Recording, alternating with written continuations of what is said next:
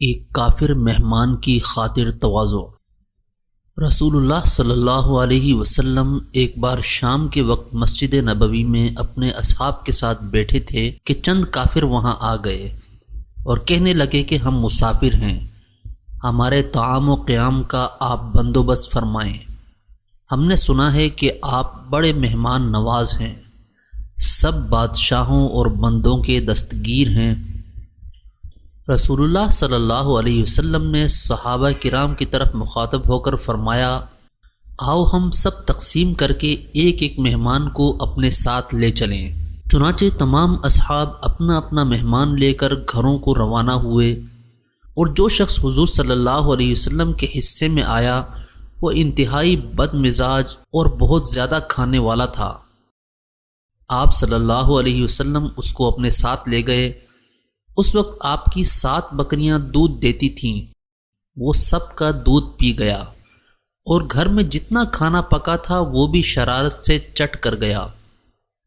آپ صلی اللہ علیہ وسلم نے اسے علیحدہ سونے کے لیے حجرہ دے دیا۔ خادمہ کو اس کی شرارت پر بہت تکلیف ہوئی، وہ آئی اور باہر سے دروازے کو بند کر کے چلی گئی۔ آدھی رات گزری تو مہمان کو پیٹ میں درد محسوس ہوا اور موشن آنے لگے۔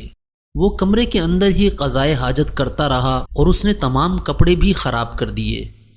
آپ نے صبح آ کر دروازہ کھولا اور اسے آواز دی کہ بیدار ہو، اور خود جان بوجھ کر ایک طرف ہو گئے تاکہ وہ شرمندہ نہ ہو۔ دروازے کو کھلا دیکھ کر وہ آہستگی سے باہر نکلا اور نظر بچا کر بھاگ گیا۔ ایک شخص اس کافر کے ناپاک کیے ہوئے کپڑوں کو حضور صلی اللہ علیہ وسلم کی خدمت میں لے آیا اور کہنے لگا، یا رسول اللہ، دیکھیے اس شخص کے کرتوت۔ آپ صلی اللہ علیہ وسلم مسکرا دیے اور فرمایا، کچھ فکر نہیں، لاؤ میں ان کپڑوں کو پاک کر دوں۔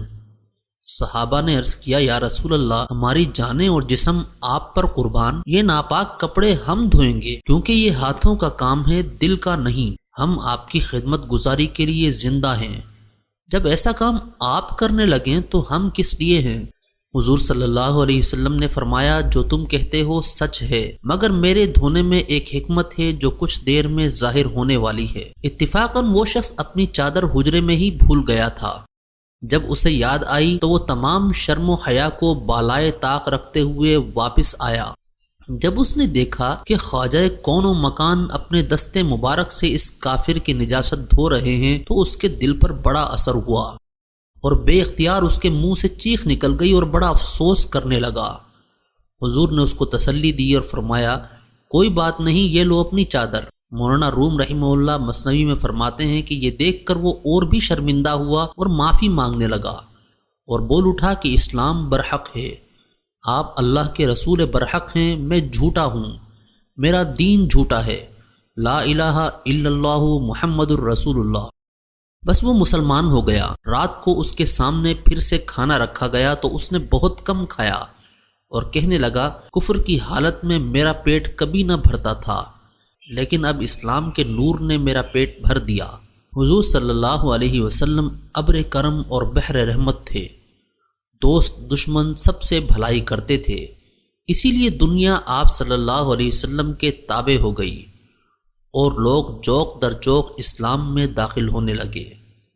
اسی لیے قرآن پاک میں اللہ جل شانہ نے فرمایا، وما ارسلناک الا رحمتا للعالمین، یعنی اے رسول صلی اللہ علیہ وسلم، ہم نے آپ کو تمام جہان والوں کے لیے رحمت بنا کر بھیجا ہے۔